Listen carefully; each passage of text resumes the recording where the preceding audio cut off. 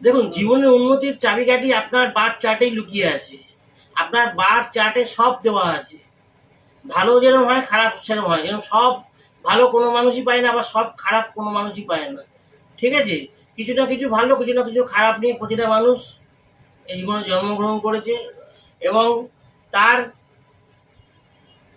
লগ্ন, মানে যেই লগ্নে তার, মানে যেমন ধরুন হচ্ছে হলো কেউ কর্কট লগ্নে জন্মগ্রহণ করেছে, তাহলে 4 নম্বর লগ্নটা হচ্ছে তার প্রথম ঘরের হাউস, ফার্স্ট হাউস হচ্ছে 4 নম্বর লগ্ন থাকবে।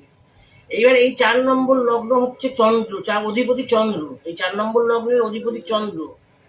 ঠিক আছে? এই চন্দ্রর পজিশন কিন্তু আপনাকে ঠিক করে দেবে, মানে এই চার্টের চিফ মিনিস্টার হচ্ছে হলো চন্দ্র।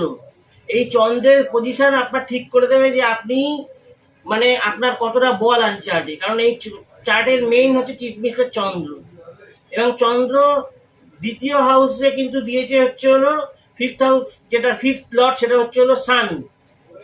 এই কর্কট লগ্নের জাতকদের জন্য বা জাতিকাদের জন্য সূর্য হয়তো দেখা গেল মানে আপনার সেকেন্ড লর্ড হয়ে 11th হাউসে বসে আছে, খুব ভালো।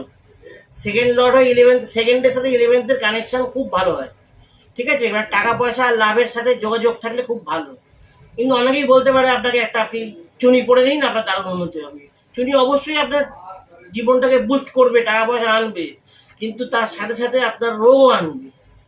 কারণ সে হচ্ছে হলো এই চার্টের মারক গ্রহ হচ্ছে সূর্য। সেকেন্ড হাউসে থাকলেই সেকেন্ড হাউসের অধিপতি যে মারক হয় সেটা সবসময় নয়, সেটা রুলসে লেখা আছে সেকেন্ড হাউসের অধিপতি এবং 7th হাউসের অধিপতি মারক, কিন্তু সবসময় যে মারক হয় তা নয়। কিন্তু এই ক্ষেত্রে মারক হয়ে যাচ্ছে, তার কারণ হচ্ছে হলো, দেখুন, চন্দ্র হচ্ছে একটা জল রাশি আর সূর্য হচ্ছে একটা অগ্নি রাশি, ফায়ার। আপনি যখনই একটা চুনি পড়বেন, আপনার শরীরে কিন্তু আস্তে আস্তে আস্তে আস্তে জল শোকাতে থাকবে। ঠিক আছে? এফেক্ট বিরাট খারাপ হবে, শরীর খারাপ হবে, একদম 100% guarantee.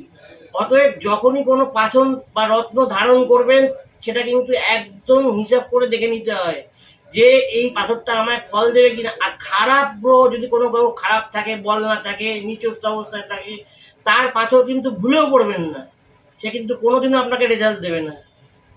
6th house, 8th house, 12th house, এই 3টে হাউসে যখন কোনো গ্রহ থাকবে, তার পাথর কিন্তু আপনারা পড়বেন না, একদমই না। কারণ 8th হাউস, বিশেষ করে 8th হাউস হচ্ছে হলো একদম বাধার ঘর, মৃত্যুর ঘর, খারাপ ঘর, আপনার জীবনে বাধাই নিয়ে আসবে 8th হাউস। ঠিক আছে? 8th হাউসের পাথর কোনোদিনও পড়তে নেই। এবং যে গ্রহ হচ্ছে মারক সেই চার্টে, সেই মারক গ্রহের পাথরও কিন্তু পড়তে নেই। এই জিনিসগুলো আপনারা খেয়াল রাখুন, আপনারা নিজেরাই আস্তে আস্তে বুঝতে পারবেন। আমি যেরকম বললাম, চন্দ্র হচ্ছে কারক গ্রহ মিথুন, এই কর্কট লগ্নের চার্টের জন্য, ক্যান্সার অ্যাসেন্ডেন্টের জন্য। সেরকম সেই চার্টের লিও অথবা যেটা সিংহ লগ্ন, সিংহ বলে, সিংহ যে রাশির অধিপতি সূর্য, সে কিন্তু মারক গ্রহ হয়ে যাচ্ছে। এবার সে কিন্তু পুরো গ্রহ, পাপী গ্রহ না, আপনাকে কিন্তু ভালো ফল দিতে পারে, কিন্তু তার পাথর পড়া কিন্তু আপনার জন্য ঠিক হবে না। আপনার শরীরে প্রবলেম দেখা দেবে। আপনাকে হয়তো টাকা রোজগার করে দেবে 10,000 টাকা, আপনাকে খরচা করিয়ে দেবে 15,000 টাকা শরীরের পিছনে। সেই জন্য পাথর যখন ধারণ করবেন, তার একদম যথাযথ, তার যেন ঠিকঠাক, মানে তার গ্রহের অবস্থান, তার গ্রহের প্লেসমেন্ট, তার স্টার সব দেখে কিন্তু একটা পাথর দিতে হয়। একটা পাথর কিন্তু চট করে পড়ে নিলে, একটা খারাপ গ্রহ যে দেখবেন এর বল নেই, বল খারাপ হয়ে গেছে, কম্বাস্ট হয়ে গেছে, কম্বাস্ট হয়ে গেলে পাথর পড়া যায়, সে যেখানেই থাক, 6, 8, 12তে থাকলেও যদি কোনো গ্রহ কম্বাস্ট হয়ে যায়, আপনি তার পাথর পড়তে পারেন। যাকে বোঝাবার চেষ্টা করলাম, জানি না কতটা বুঝলেন। যদি ভালো লাগে আপনি চ্যানেলের মেম্বার হয়ে যান, চ্যানেলটা সাবস্ক্রাইব করে দিন, একটা লাইক দিয়ে দিন। এরকম ভিডিও আপনাদের জন্য আরও নিয়ে আসবো। আজকের মতো ভিডিওটা শেষ করছি। নমস্কার।